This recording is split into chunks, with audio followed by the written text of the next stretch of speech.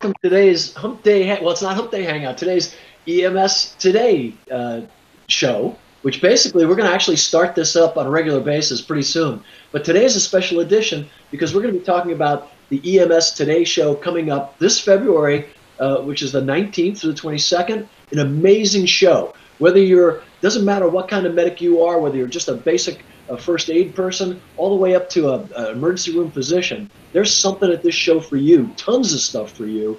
And just we're gonna rap about the show. We got some incredible guests. We got Ryan Kelly out of San Diego who's hanging out with us, and Ryan is our editor online and for GEMS and our one of our social media mavens, and so he takes care of all that good stuff. Everybody at EMS Today knows him. Big member of the GEMS game, great guy. We also got Rami Duckworth with us, and Rami is an incredible medic, firefighter, long-standing presenter at FDIC, EMS Today. You all know Rami Duckworth. I mean, if you don't know Rami Duckworth, apparently you haven't been in the business very long. And then we've got Mike McAvoy, the doc. I mean, here's a guy who's been doing EMS the fire service since Jesus was a corporal. So, I mean, this is a well-known face, a super guy. Mike is actually at a parole hearing right now. They're trying to get him out. That's why he's dressed the way he is. Just kidding. Mike is coming to us graciously from another meeting. So, and this is a hangout. So we would love to hear what you think about EMS Today and what you want to see and who you want to talk to and what you think of the show and where we're going.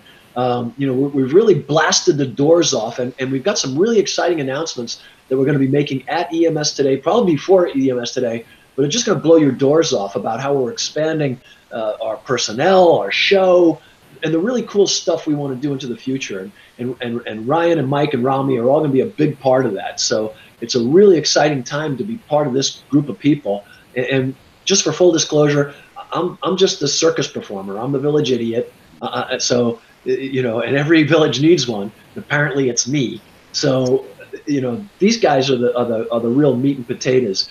Our good partner AJ Heitman is having a little computer issue right now, and as soon as he gets it worked out, we'll have AJ on, and hopefully we'll have Ed Ratch out of Austin from AMR to join us as well. So it's going to be a cool hangout. If you want to talk to us, it's hashtag EMS Today. Hashtag EMS Today. I've got my device somewhere. Here it is. I've got my device somewhere, and I'll be watching Twitter. So if you want to give us a shout, give us a shout. So really cool stuff. Also, I'll be in Austin, Texas, starting tomorrow, down there with all the docs. The emergency physicians are having a meeting.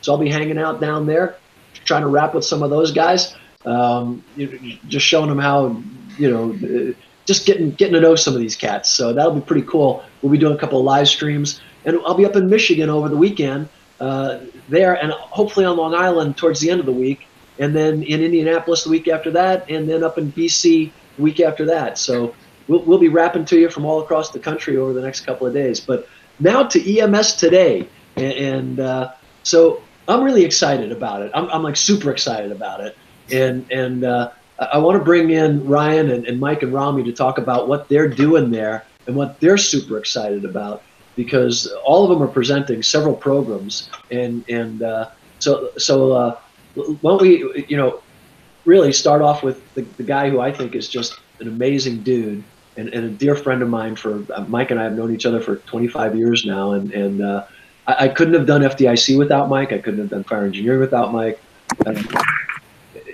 Mike has kind of been the medic to everybody. He's taken care of all of us through good times and bad times. It's funny because when we're sick, we think he's like our private doctor. We call him up to get advice, and he's like, "Look, stupid, I'm not a doctor, but here's what you ought to do." So, hey, Mike, tell us what you're doing at EMS Today and some of the stuff you're going to be doing at the show. Okay. So I got three presentations that I'm doing. One of them is called Huff and Puff and Blow the House Down, and it's about non-invasive ventilation, so CPAP and BiPAP, high-flow nasal cannula, some technologies that are increasingly becoming available in kind of disposable form for pre-hospital people.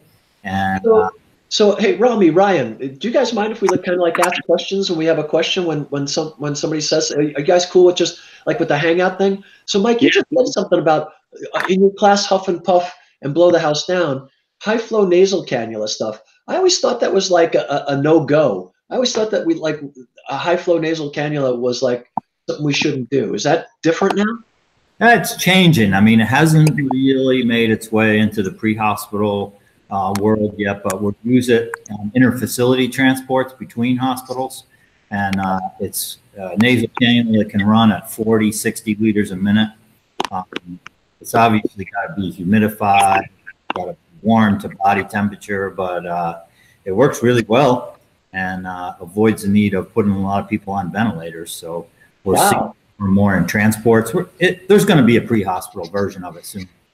Wow, that's pretty cool. See, and that's why okay, I'm the least educated medic on this call, flat out. That is without debate. So for a guy like me, that's really important to hear. I mean, that's really, really important to hear, which is why this show is so important, right? Because I swear to goodness, my mom is in the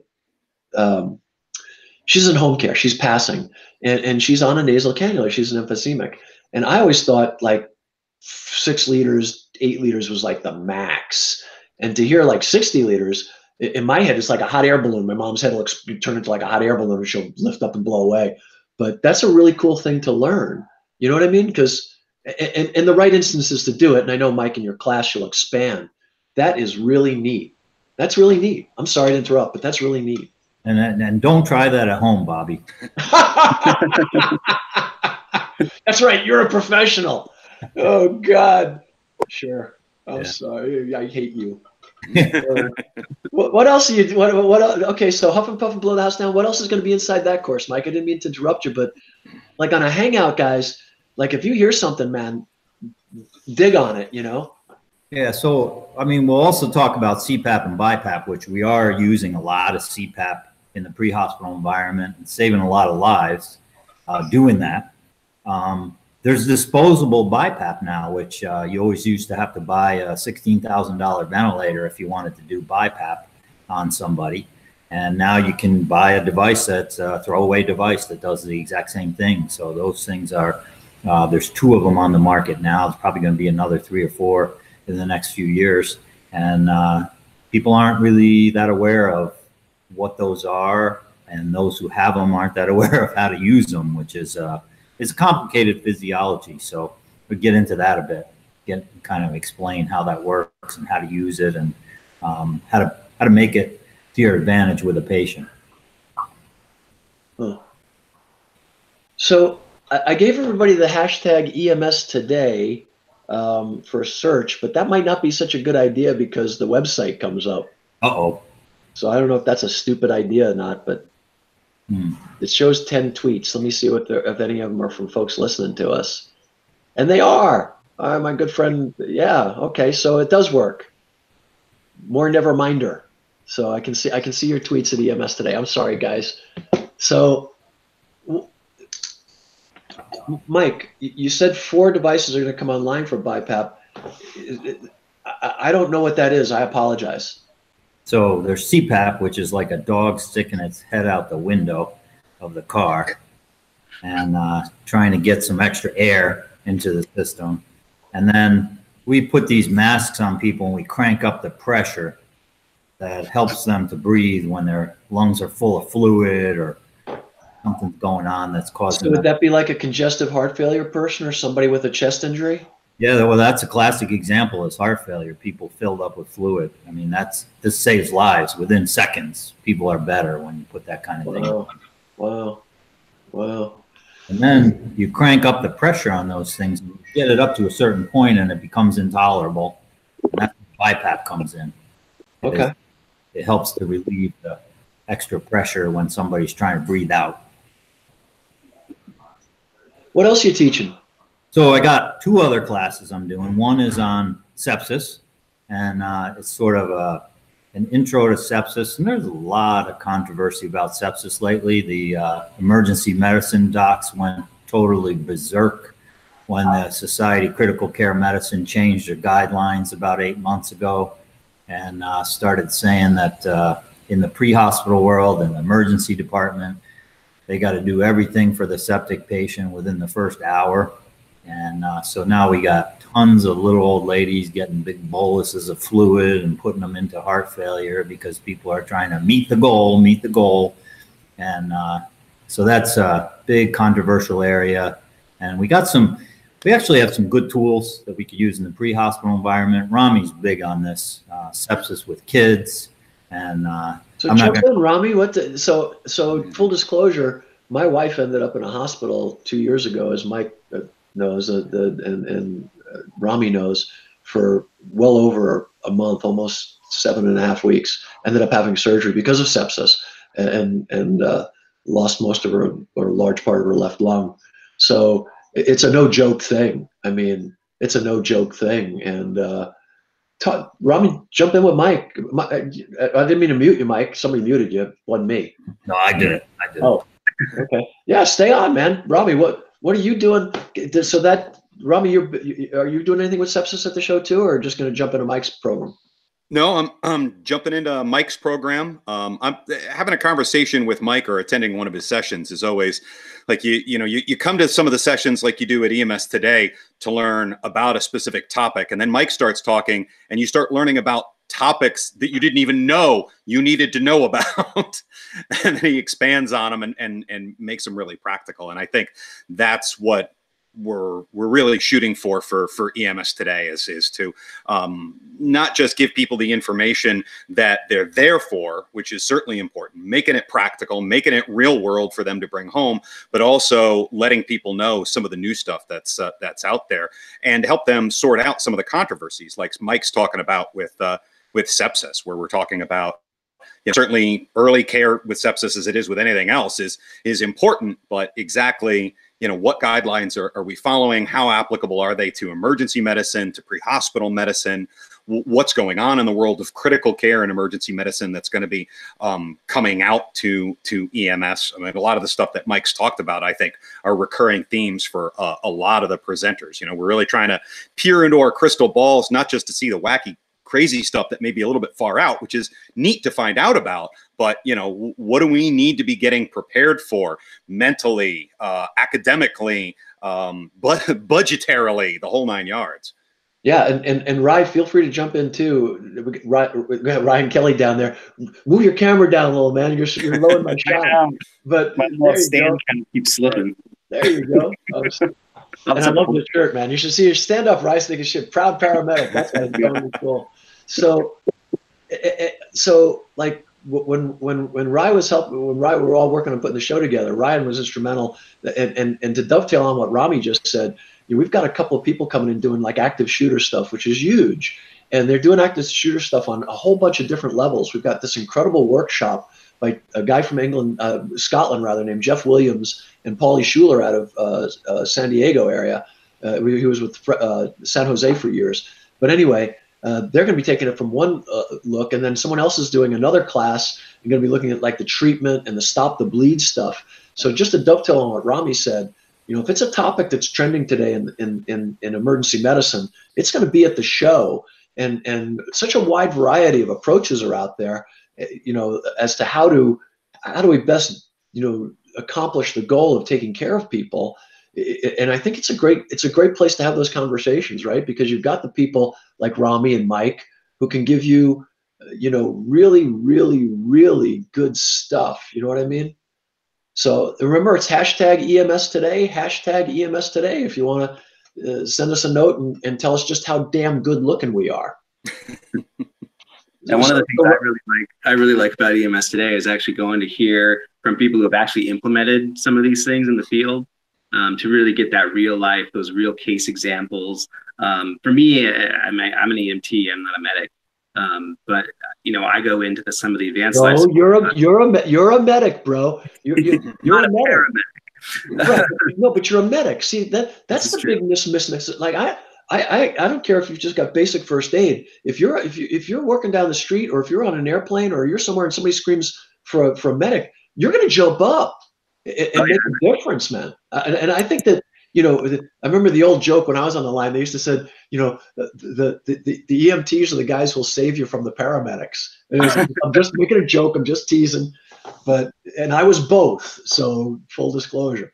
I was both, and I'm proud. I'm damn proud of it. Just like your shirt, I'm damn proud of the fact. And I'm still a medic. I'm just a, I don't know what you'd call me, Mike. I'm just like a basic first aid guy. I'm like but I don't know what my official thing in Oklahoma is. But I'm like, I can tell you to take 2 aspirin and call me in the morning. I can clear your airway, and I can do stuff like that. And I do. I mean, and I help the guys who know what they're doing on calls. So, I'm not totally useless. But that's a good example. I mean, Mike, what else are you teaching? I didn't mean to cut you short, but what else are you doing, Mike? So then the third presentation I'm doing is called Put the Pressor On. And it's a talk all about pressors that we use that help maintain blood pressure in people who are hypotensive or hypoperfused for one reason or another. And that's a tough area because we got like a lot of opinion about what's the best thing to do and how to do it. And then we got some new drugs that are coming on the market, which like any new drug, they come out and put on a good lunch for the EMS community and try to get people to buy it. And there's some pretty expensive things out there that may or may not make sense. So try to dispel some of the myths before the advertising starts. But I think that, and I'll just jump in here. I think one of the cool things about EMS Today, FDIC, all the shows is that, and I always love it when some character says, the science is settled. Good luck with that, pal. Science is never settled. That's why it's called science. There are some what they call scientific facts, but those are few and far between, and even those are vulnerable. That they're always, there's always the edges, right? And because I'm old enough to remember when it was airway. Now it's compression. We had mask trousers, then we didn't have mask trousers, and when you're talking about, people who are low on volume or bleeding out, Mike, the hypovolemic people, we used to throw mask trousers on them, and then the trauma guy would come in, undo the mask trousers, and the person would die. And I'm just teasing. We used to say that. I don't know if it's true or not, but I mean, it's a great. We got to have these conversations in places where it's okay to have these conversations, right? Mm-hmm. And I think that Ryan and AJ and the advisory board put together a program which is just amazing. If you're listening to us right now, please go to emstoday.com and look at the program. There is literally something for everybody in every single session. Every single session is packed full of amazing stuff. And then some great after-hours stuff is going to be happening too. Things like Shock Fest and things like the Fools are going to be doing a party, and then we haven't even touched on the Gems games yet. I'll save that for when Ryan steps up and starts talking about we haven't even gone there yet, which is just, man, your head wants to explode when you think about I can't wait to watch the FDNY guys defending their title. Right? It's going to be like Mike Tyson coming into the ring.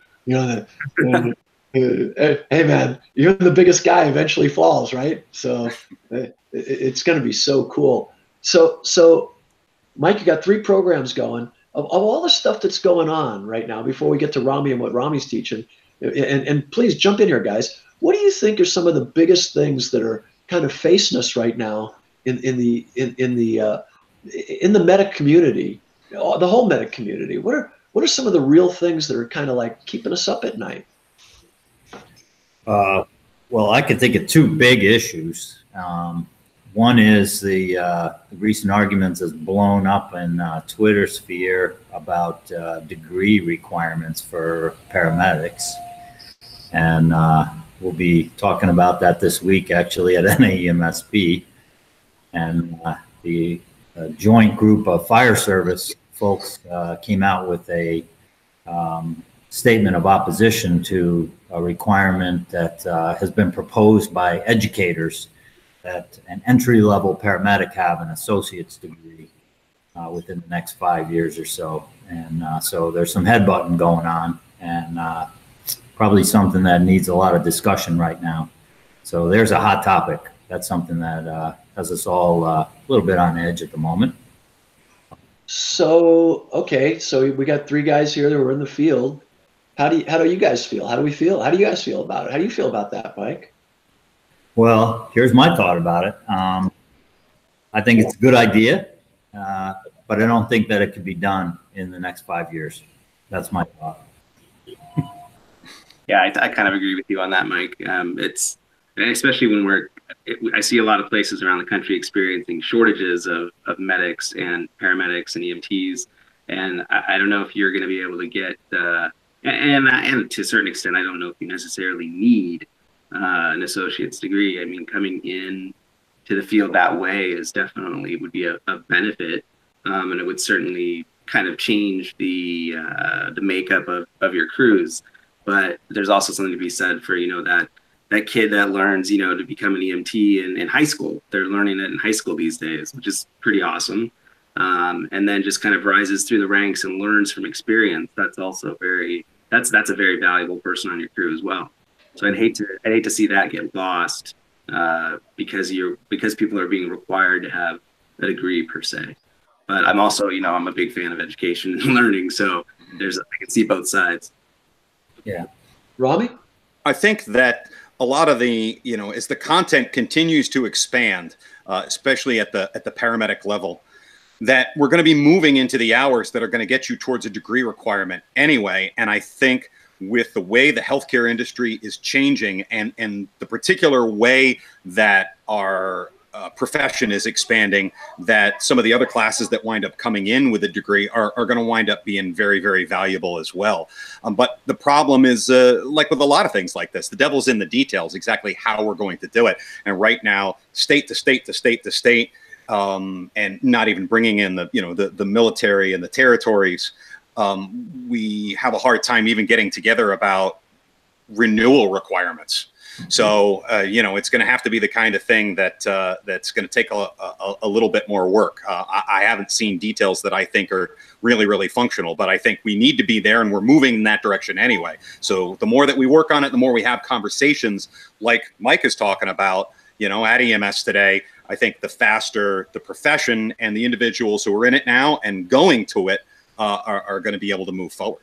But this is where we need to be having these conversations face to face, I agree. And I think that one of the things that gets lost, and Mike said it best, there's a Twitter explosion about it. I have never seen an intelligent conversation on Twitter yet. I mean, they all devolve into people questioning whether or not the other person's parents were related before they got married.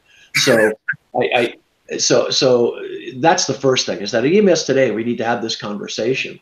And I'm going to help promote it because it's one, for full disclosure, I used to support the same construct when it came to chief officers in the fire service. I no longer support that. I think that one of the things that we haven't done, and I think Rami said it very well, is give the devil his due. In other words, the amount of training and education that go into these courses certainly should qualify right there as that level. The other part of that conversation that I see, and full disclosure, I've got degrees, so that's not, I'm not an anti-education person, but I have become an anti-formalized education person. Part of the problem I see with doing what they're talking about here is that some of the basic requirements that are required for an associate's degree, have to do some of it with the humanities and some of it with the sciences, and some of the math courses might be daunting for someone, say algebra, based, college level algebra, which is a requirement in some associate's degrees. So how do we navigate that water, right? In other words, there is no uniformity into what an associate's degree requires across the nation. Whereas in the EMS community, you've done a good job of formalizing what is required to be a nationally registered paramedic. So maybe, in my mind, maybe the addition of an English course and maybe a basic math proficiency course,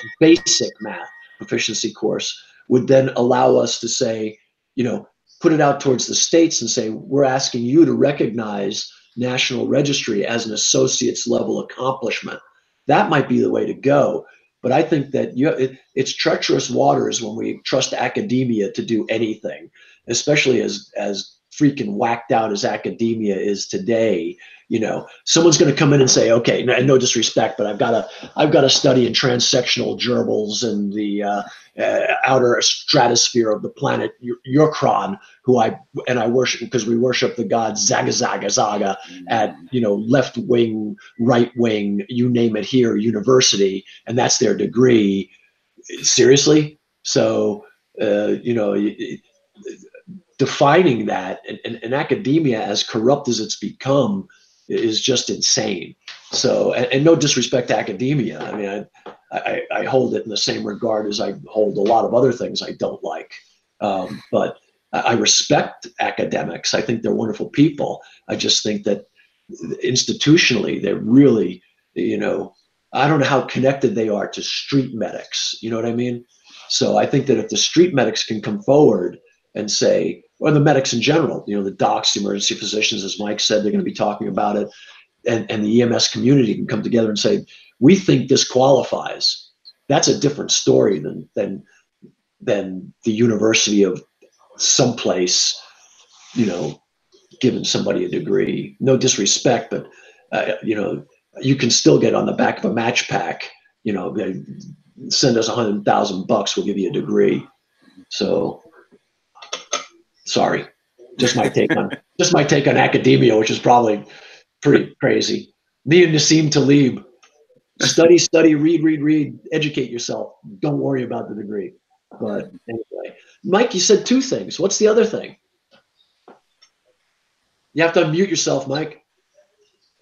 The other topic of concern, and I think this is probably something more for leadership in EMS, but it directly affects everybody who's providing care, is this whole issue of reimbursement and cost reporting and that sort of thing. And I think that once again, we see different factions between the fire service and commercial EMS. And so we're sort of at a crossroads right now, which is good conversations going on at some pretty high levels.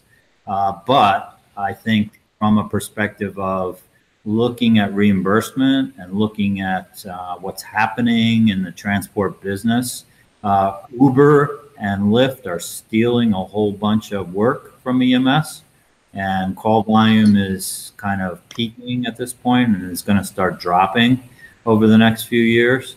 So the need to innovate and the need to figure out how to do more with less is going to be really important. And then the need to get onto the Hill and talk about what we're being reimbursed is never been more important than it is now.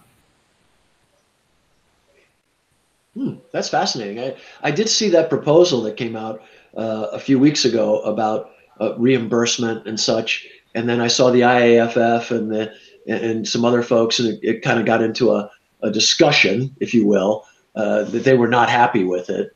But I was not aware of the big competition from Uber, which is fascinating because that might mean my medallions aren't worth as much as they were, a couple of years ago. But on the other hand, I know of many programs like in Houston where they've done a really good job of using alternative delivery mechanisms, and they've actually improved care, as I understand it. Yeah. Is that correct?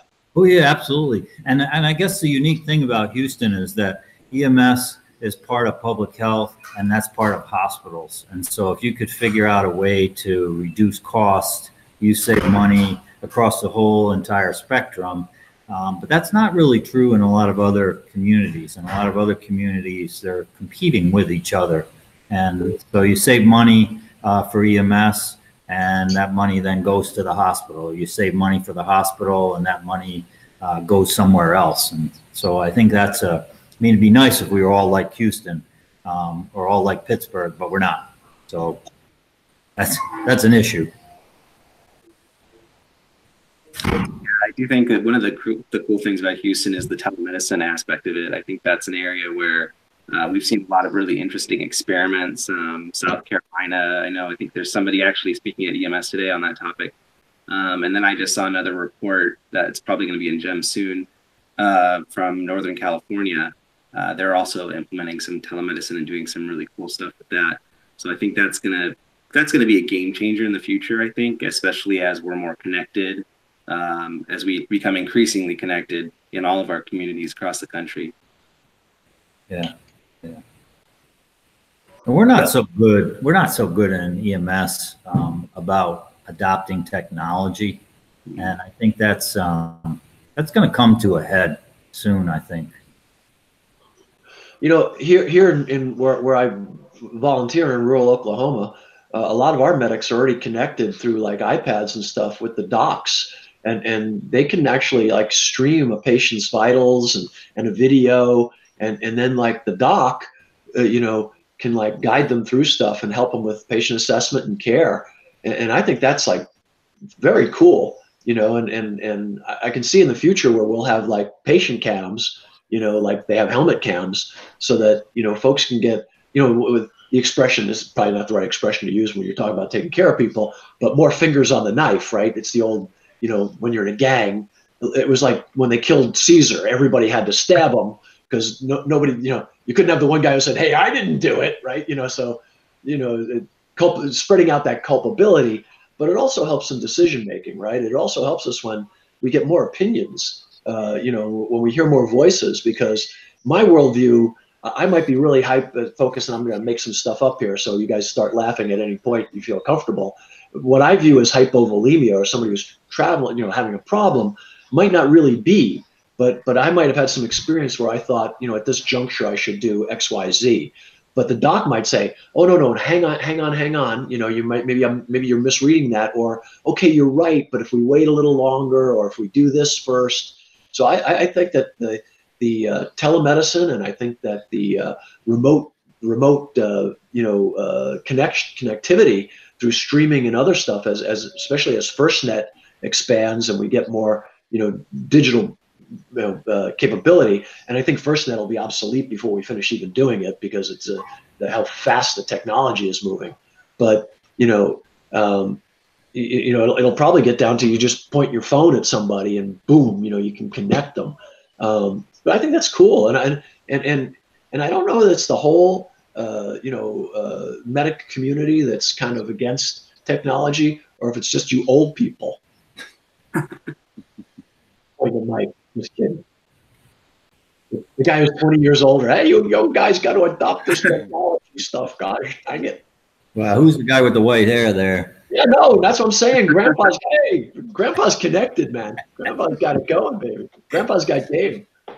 Hey, I think when it comes to technology, for a lot of this stuff, it comes down to people of any age or level of geekdom and interest in this kind of thing, being able to apply it effectively. I think a lot of times there's some people who are great champions of how technology can improve the system and move an organization forward on a particular topic.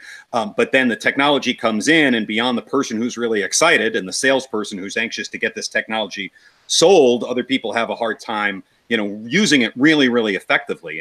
And again, I think that's where people come in and they can ask the experts. I mean, to me, that the conference, it's important to go into a certain topic and get some bullet points, get some key info, get a framework to understand that topic. But really being able to ask questions of not only the presenters, but of some of the other people who are attending EMS today, and say, "Hey, you got this new technology. We got this new technology. How did you make it work? What problems did you run into? I'm running into this issue here. You know, how did you overcome it?" And being able to use, whether it's technology or it's just the information that you're getting from the presentations, it's all about effectively being able to use it. And you know, we got people from all over the world coming to EMS today. We got people from all over the country. You know, there's a lot of different perspectives you can get on how to provide EMS, how to implement technology, how to use information.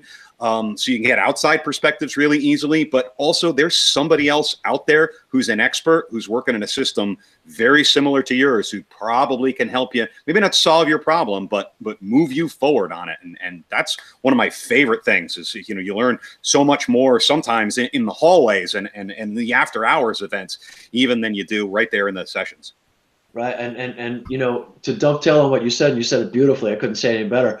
But I'm old enough to remember when we used to have the thumpers. Mhm. Remember those things, Mike? The automatic the original automatic chest compressors, and they were fraught with peril. I mean, it was a nightmare, you know.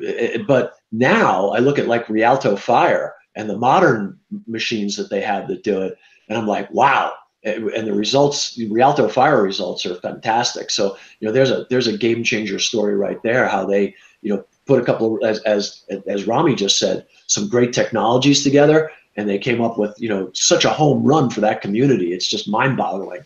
I mean, really, really a big home run.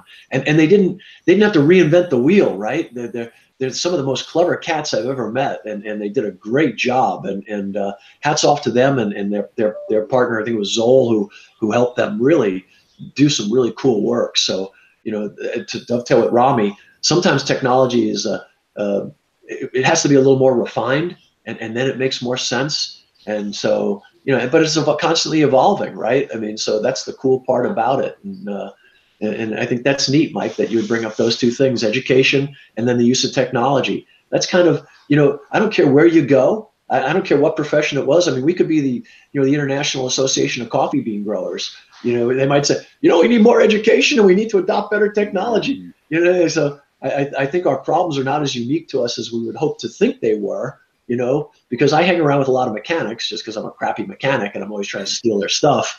And I swear to goodness, you know, you go to a car show, and guys say the same. Oh, we gotta, you know, we gotta have better education for our mechanics, and we gotta adopt better technology. And I'm like, yup, yup, and just keep going, right? And that's why it's so cool. If you're a young medic out there, don't think that you have to be at the level, you know, at the top of your game to be at this show. I mean, if you're just a regular medic like me, I've learned from this conversation right here, and the show is for everybody.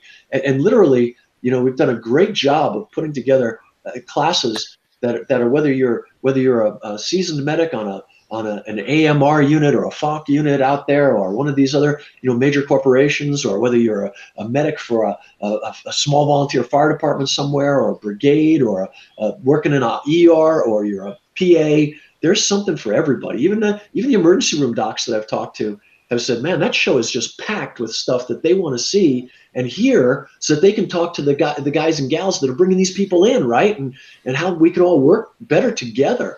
So Rami, I'm going to throw it to you real quick, and then we'll get to Ryan and the GEMS games and all that great stuff, and other stuff we want to talk about, because there's just a gazillion things to talk about. What are you teaching this year, Rami, and what keeps you up at night? Well, I feel like I've kind of already talked about some of the stuff that concerns me is not just the information getting out there, the technology, all that stuff, but really making it work and figuring out how to make it work in all of the different kinds of EMS systems that we have out there.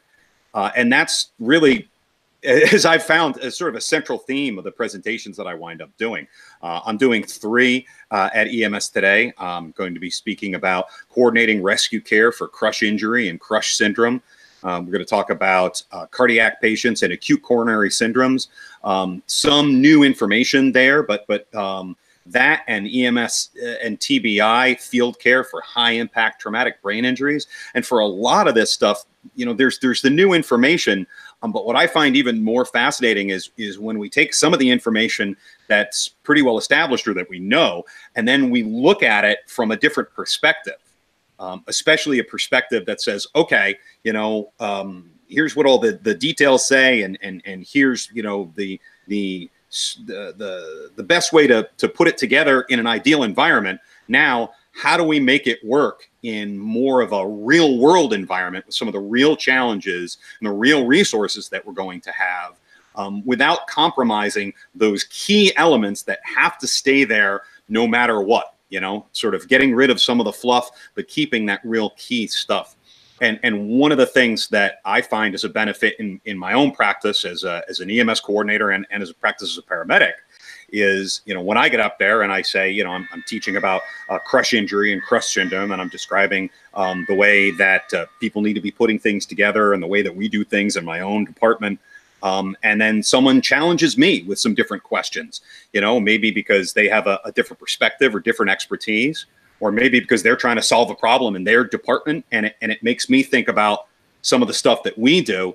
And, you know, right there in the room, we work on it together. There are always so many experts in the room. I find, especially when you come to a great conference like EMS Today, you know, I wouldn't be speaking if I didn't know about applying this information. But there are a lot of other people in there because they are also experts, and they're putting it, you know, they're putting it out there, and they're doing this on a regular basis too. And they want to learn the greatest. And I find, as an educator, the best thing that I could do is help bring those people in an effective way, so it doesn't become story time or war story time. But you know, really put that stuff together. And that's, you know, I'm talking about the first thing specifically, that crush injury and crush syndrome. But that's certainly what I found previously at FDIC, and I think is my aim for what we're going to be doing at EMS Today as well, bringing people in.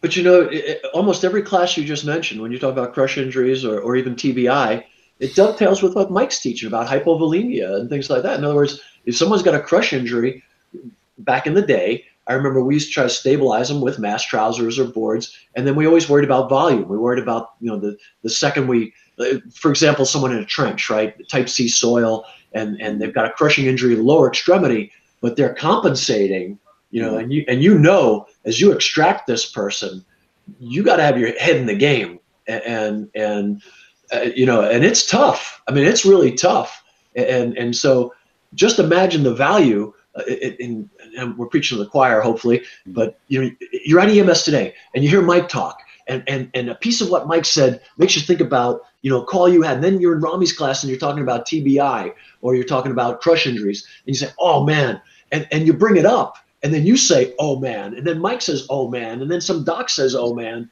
and that's how we evolve. That's the future, right? But if we don't do that, you know, and everything's siloed and everything's, you know, and it's okay to do that. I mean, I get certain parts of education need to be, you know, you just take the course and go through the grist mill. But what EMS Today does is blows that up, right? Because there's nobody speaking at EMS Today who isn't going to touch on some aspect of 15 to 20 or 30 other presentations at EMS Today, which is really amazing. And when you talk about TBI, traumatic brain injury, just think of the explosion, if you will, of interest and awareness of that in the general community today, whether it's football, whether it's car accidents, you know, and I'll just, you know, full disclosure, I was a skater, a surfer, played ball. I can't tell you how many concussions I've had, which I know explains a lot, hold the jokes, but seriously, I never took it seriously, and I probably had well over a dozen concussions. And I've been knocked cold for 5, 10, 15 minutes a few times, you know, in my life. And I know it's not good, you know what I mean? But we never thought about it, you know, so now we're evolving culturally as Western civilization, society. Mm-hmm. But here's Rami talking about, well, what can we do? Because as you said it best, Rami, the faster we recognize something, whether it's sepsis or whether it's, you know, crush it, the better the outcome, right? The better the outcome.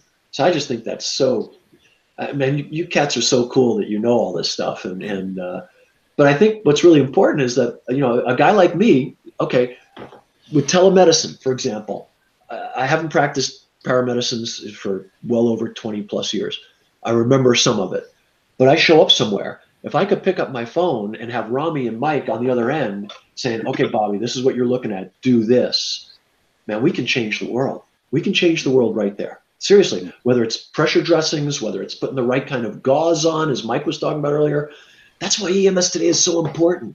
I mean, all of it comes together, right? And some trauma surgeon out there might be thinking, holy crap, if I use that gauze on top of a head injury, you know what I mean? And it makes the whole world better from just, you know, 3 cats talking about, you know, their worlds, right? And their responsibilities, and just, you guys are amazing people. Ryan, I'm going to throw it to you, and So Ryan takes care of all the logistics on our GEMS games. He helps with just a million different things. I'm going to throw it to Ryan. Ryan, talk a little bit about the GEMS games, then I'll tell folks about the main program and all that good stuff, and then we'll kind of wrap it up. So, and all you medics out there who are so damn smart, I want to know how to cure the common cold right now. Send me the cure, because I got one. Sorry. So the GEMS games, we're still looking for teams, by the way. We've got a little over 20 teams. We've got space for 30, so we want your team there. Everybody who's listening, everyone who's watching. Team Duckworth, baby. Where's Team Duckworth? There you go. And this year, so far, we have 3 teams that are coming over from overseas. We've got a UK team. We've got one from the United Arab Emirates. And from Taiwan, we have actually 2 teams coming from Taiwan. So it's a really cool chance to get to really, work side by side with medics from not only across the country, but all over the world. And one of the greatest things about GEMS games is not only just the competition factor, but the fact that you get to kind of hang out with all these guys and really learn from each other, kind of find out what they're doing in their system, but also, how they do things. And everybody's got their little tips and tricks. And that's one of the cool things about the GEMS games is that you get to kind of experience those with each other and learn from each other. This year is going to be even more challenging than last year. We always have to, raise the bar. So the prelims will be very similar to how it was last year with the different rooms. I can't tell you what the scenarios are for each room, but I can guarantee you they are very complicated. And they will challenge you, and they will entertain you, and they'll be a lot of fun to go through, and you'll learn something. And that's all. Throw out a hint. Throw them a hint. I can't throw out hints. I can't do it. Trust me. I'll complain. So Ryan, the prelims people can watch the prelims, right? No, we don't allow people to watch the prelims anymore because we've changed it to make a little more intimate. So we've got people going into different rooms, and there's a scenario in the room. And it's very controlled. We want it to be very similar for each of the teams, so that they have the pretty much exact same experience. And then the finals, however, that is something that everybody can watch, and we encourage you to watch.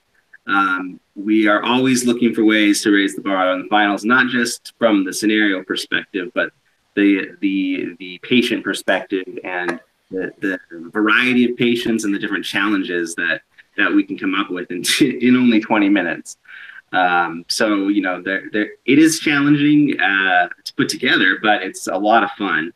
And, I have to shout out and give a thank you to all of our judges and volunteers who help every year. They really do this out of, their love for pre-hospital care and for paramedicine. So I have to say thank you to all of them. And also thank you to the teams that come, because, you guys are awesome, and we love to see you every year, and we welcome you to join us this year. We're going to have so much fun, you guys. It's going to be awesome. And I think, like, if you have never been to the games, it's amazing, because the way Ryan and his team have put it together, and AJ, is that they have the prelims, and then in the final competition, they have a doc who does he's almost like the Vince McMahon. He comes out and he gives you the blow by blow, and explains the different holds and the different moves, and gives you some backstory, which is really awesomely cool. And then afterwards, there's this giant party. There's this massive what do they call it when they do the thing on the phone these days, and the crowd gets together and it just erupts? What are those called? You're young people. You should know that. Anyway. No idea. Pardon me? It's like a flash mob? Yeah, flash mob. It's like a flash mob. Oh, look, they released Mike from the penitentiary. Into a new setting. So it's like a flash mob after the GEMS games end, and it just blows up. And so, if you haven't entered yet and you've been thinking about it, enter your team, because it's 2 things. First, it's a learning experience. It's a really good learning experience. It's fantastic for team building. It's incredible for networking, and it's just a damn good time. I mean, it's just an absolute blast. And you know, no one's gonna, you know, there's no judging. It's just everybody's just there to, you know, kind of, you know, put their best forward, which is really, really cool. So if you haven't signed up yet, please sign up. Hey, main program real quick. It's going to be on Wednesday morning. It's going to start at 0800. We've got some amazing people going to be there. Chief Ben Barksdale is going to say a few words. He's a wonderful guy. We've got this incredible chaplain who's going to do the invocation this year. He's an Iraq War vet, amputee, and his wife is a member of the Color Guard. They're just really beautiful people who are going to be doing this really cool kind of deal for us. We're going to obviously commemorate, memorialize those that we've lost this year in the line of duty, which is really, really important. We've got a gigantic pipes and drums group coming in. We've got a gigantic color guard going to come in. We're going to have a few words from AJ and others, and myself. And then we've got Ryan Jenkins, who's going to be speaking about, he's our featured presentation. He's going to be doing a really cool talk on millennials and learning in the EMS arena, which dovetails exactly with what Mike just was speaking about and Rami was speaking about education. So Ryan is going to be adding to that conversation, another piece of the puzzle, how people are learning today. So it couldn't be more timely, right? So we'll be having all that at main program, which is on Wednesday morning, and then we go right into the classes, and the floor opens up, and the GEMS games start, and then Thursday the GEM games wrap up, right? Thursday evening, right? Yep. And then a giant party, and then we finish out the classes on Friday morning, and then everybody can go home. If you've never been to National Harbor in Washington, D.C. is amazing. It's not the inner harbor, it's National Harbor, and it's a radically different place. It's just across the Wilson Bridge, and it's got dozens of incredible restaurants. It's got that you can walk to right out of the Gaylord. The Gaylord's this amazing place. Fantastic deal. The DC Fire is going to be hosting a invitation party, not an invitation party. They're going to be hosting an event, a party, where we may be able to have barges to take you to and from this party that the DC Fire is putting together. The mayor's going to be there. All kinds of cool people. And you talk about a chance to network. Our DC Fire friends. If there's people who can get legislators to show up, it's DC Fire. So, you know, great opportunity to maybe do some networking with people who can make a difference. Great opportunity to go to Shot Fest or Shock Fest, which is a pretty cool event. They do really have a really gigantic, excellent time there. The Fools, again, are going to be there. So there's tons to do, thousands of people to network with, and thousands of things to see and do. So it's a jam-packed, you know, 3 days, basically 4 days, if you count the pre-con. But let's talk about the pre-con for a minute. Besides Jeff Williams and Paulie Schuler, who we talked about earlier, you've got a full day with Gordon Graham, which you will need therapy for afterwards. We will have therapists standing by to help you. But Gordon Graham is doing a full day lecture, and I think you can sign up for it for like $200 for a whole day with Gordon Graham, which is unbelievable. I mean, you know, it's an unbelievable opportunity to be one-on-one for a full day with Gordon Graham. And not only Gordon Graham, the list of speakers that are in there doing pre-con are literally just amazing. And whether you're looking for a good class on data management, whether you're looking on a good class for active shooter, whether you're looking at a good class, there's an amazing class about communicating for community-based paramedicine.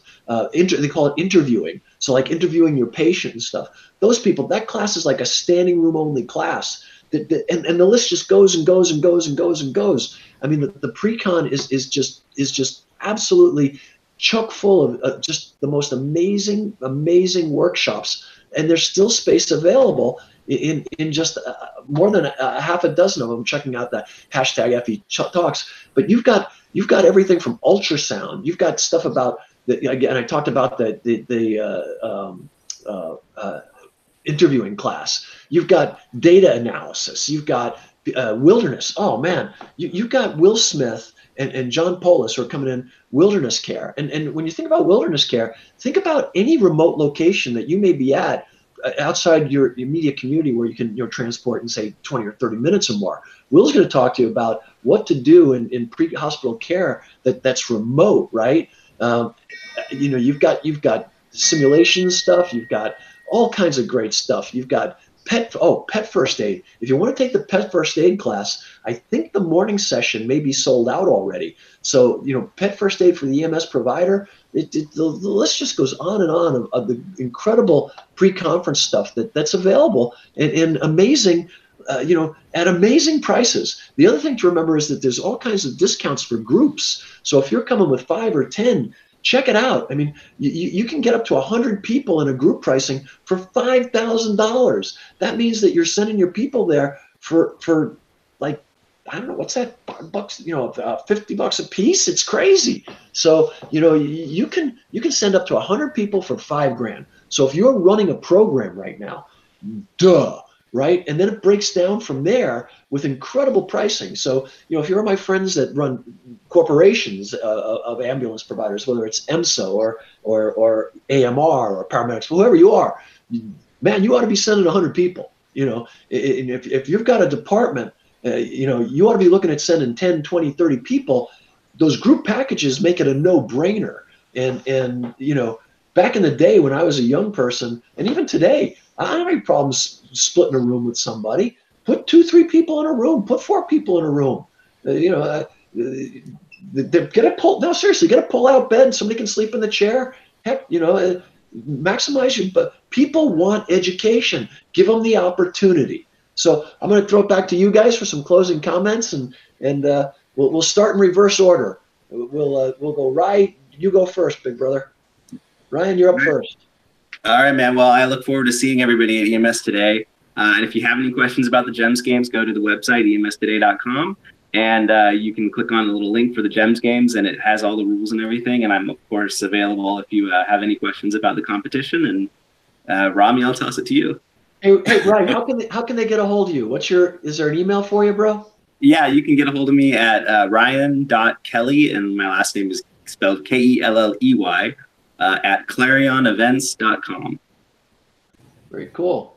Rami? Just looking forward to seeing existing friends, current friends down there, meeting new friends, really just having those conversations that we were talking about, being given a chance to share some of the stuff that we've put together and really building a team effort in a team atmosphere. That's what I'm really excited about. Amen. Big Mike. So I'm looking forward to being there as well, with all of my new friends, old friends, with everybody from the GEMS community, and spending some time with yourself and with AJ and Rami and Ryan and all these other folks that are listening to us. So it is promising to be a really interesting show, a lot of new things, and I'm definitely looking forward to the event. I always laugh because we're connected with FDIC and we're connected with other shows, and I'm old enough to remember Woodstock. I was passed out in the back of a station wagon, so I don't remember that much of it, and I was young, but you don't want to be the guy that isn't there, right? You don't want to be the gal that didn't show up when somebody said boom shakalaka, right? And there's going to be some boom shakalakas, to go back to the 70s, at this particular show, and not just the boom shakalakas. As Mike just said, the new friends, the new contacts, the new person that you can reach out to, who like the pet medicine gal, and I can't wait to meet her, because pets are an important part of our lives, and pet EMS is a really important thing to do, and whether you're, doesn't matter whether you're what kind of medic you are, being able to help folks out with those issues are a big deal. Data is a big deal, and it's sometimes, to those of us who, what do we say? Figures lie and liars figure. So learning how to really look at data, right, and good databases, and then what do you do with it, right? Like everybody talks about big data. Well, then what do you do with it, right? Okay, so you got all this data. What's it really mean? So that's important stuff, learning how to ask better questions, learning how to be a better interviewer. That's important stuff. And then just getting to know these people who, getting to know, being able to pick up the phone and call and be able to ask a guy like Mike McAvoy or Rami Duckworth, hey, this happened. Did I do the right thing? Or what do you think about this? And should I bring, should we be looking at doing this or that? And Mike's going to be honest with you. He might say, give it 6 months, give it a year, or he might say, oh yeah, you're behind the curve. You want to do that. You want to be doing, and Rami's the same way. They don't pull any punches. And Ryan is an incredible asset too. And I wish AJ's computer had been working. I feel terrible we didn't have AJ with us. He's been just going through computer hell. And so we apologize we couldn't have him on with you today. But, just getting to know AJ Heitman, who's just an icon in the industry. It doesn't matter if you're a firefighter or a brigade EMT person or you're brand new to the field. You know who this cat is, man. And just getting to know these guys and being able to walk up to people like Winnie Majori and say hi, and introduce yourself, and and they're going to be there. Angie Hughes, Ryan Birdman Parrott is going to be there, who's a Navy SEAL who was blown up in Iraq. He was a turret guy, got thrown 300 feet roughly, and that's why they call him Birdman. And his last name is Parrott. But he's going to be talking about how to go through that. And he started a foundation where he's getting scholarships for burn docs, right? For future burn docs. His foundation raises money to send doctors through burn school.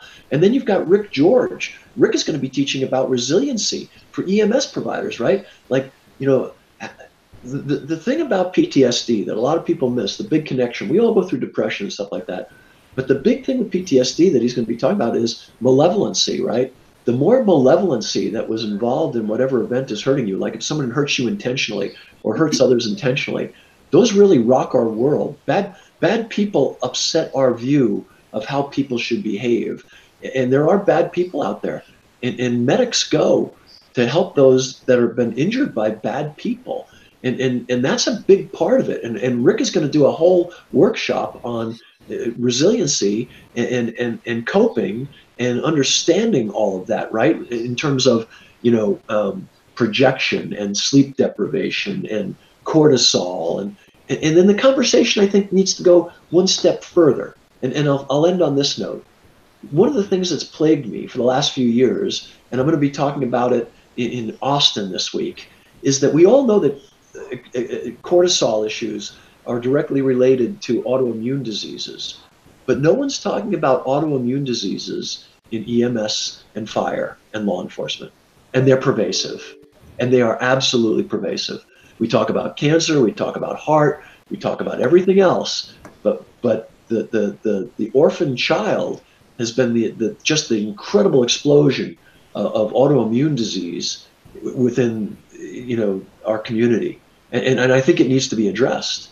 It desperately needs to be addressed. And so I'm going to bring that forward and see where it goes. But on a more positive note, it's going to be an incredible, incredible show. I want to thank our guest today, Ryan Kelly with an E, that's Kelley, and it's Ryan.Kelley@clarionevents.com. If you need to get a hold of Rye or any questions at all about the GEMS games or the show, Rye can answer it. Rami Duckworth, who's just a dear friend. He's been teaching with me since I can remember, and Mike McAvoy was just another icon and one of my mentors and dear friends, and so valuable to me personally in my life, and such a joy to be able to spend even an hour with you today. And I thank you for taking time out from your parole hearing to be with us. And I hope it goes okay. I'm just kidding. I'm trying to make fun of Mike's suit all day, but thank you all so much, and thank you for listening to us today. Remember, it's EMS Today, February 19th to the 22nd in National Harbor at the Gaylord in National Harbor. Google it; it'll blow your mind, and we'll see you there. And thank you for being with us. And please be careful out there.